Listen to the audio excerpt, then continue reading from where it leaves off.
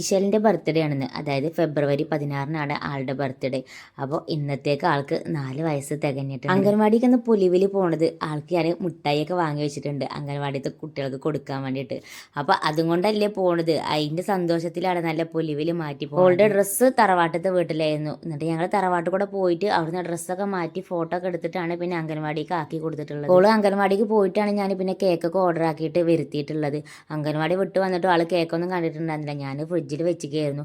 കണ്ടിക്കുകയാണെങ്കിൽ അപ്പം തന്നെ തീരുമാനമാക്കിയിട്ടുണ്ടാവും. പിന്നെ രാത്രിയാണ് ഞങ്ങൾ കേക്കൊക്കെ മുറിച്ചിട്ടുള്ളത്. ഇന്ന് ഇശലിൻ്റെ ഒറ്റക്കല്ല, ഇന്ന് തത്തമ്മയുടെ കൂടി ബർത്ത്ഡേ. രാത്രി വരെ നിന്നത് ഓരോരുത്തർ ഓരോ ഭാഗത്ത് കൂടെയായിരുന്നു. അതായത് തത്തമ്മ സ്കൂൾക്ക് പോയിക്കായിരുന്നു. പിന്നെ ഇവിടുന്ന് സ്കൂളിൽ നിന്ന് ഓൾഡ് ഫ്രണ്ട്സിൻ്റെ വീട്ടിലൊക്കെ പോയിട്ട് നേരം വൈകിട്ടാണ് വന്നിട്ടുള്ളത്. അതുപോലെ തന്നെ കുഞ്ഞോള് കടയിലായിരുന്നു.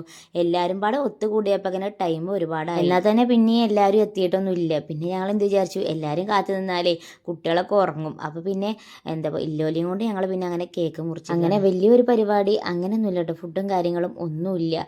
പിന്നെ ഈ ഒരു കേക്ക് മാത്രം വാങ്ങിച്ച് മുറിച്ചു എന്നുള്ളൂ, മക്കളുടെ ഒരു സന്തോഷത്തിന് വേണ്ടിയിട്ട്. ഇവരിങ്ങനെ ബർത്ത്ഡേ ആണെന്ന് അറിയുമ്പോഴേക്കും തന്നെ പറച്ചിൽ തുടങ്ങും, കേക്ക് വാങ്ങിച്ചു തരുമോ, അങ്ങനെ ഓരോന്ന് ചോദിച്ച് നമ്മുടെ പിന്നാലെ നടക്കൂലേ. അപ്പോൾ പിന്നെ ഒന്നും വാങ്ങിച്ചു കൊടുത്തിട്ടില്ലെങ്കിൽ അപ്പോൾ അതൊരു സങ്കടമാവൂലേ, അത് വിചാരിച്ചിട്ടാണ് കേക്ക് വാങ്ങിച്ചത്. മക്കളുടെ ഓരോ ബർത്ത്ഡേ അങ്ങനെ വരുമ്പോഴാണ് എത്ര പെട്ടെന്നൊക്കെ ഇപ്പോൾ വർഷം കടന്നു പോയോ എന്നൊക്കെ ആലോചിച്ചിട്ടോ.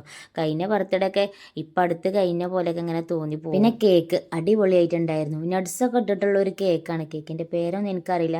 അങ്ങനെ കേക്കൊക്കെ മുറിച്ച് അത് കഴിച്ച് ഞങ്ങൾ ഞങ്ങളുടെ വീട്ടിലേക്ക് തിരിച്ചു വന്നു. അപ്പോൾ ഇത്ര ഉള്ള ഒരു വീഡിയോ, അടുത്തൊരു വീഡിയോ ആയിട്ട് വീണ്ടും വരാം. ടാറ്റാ.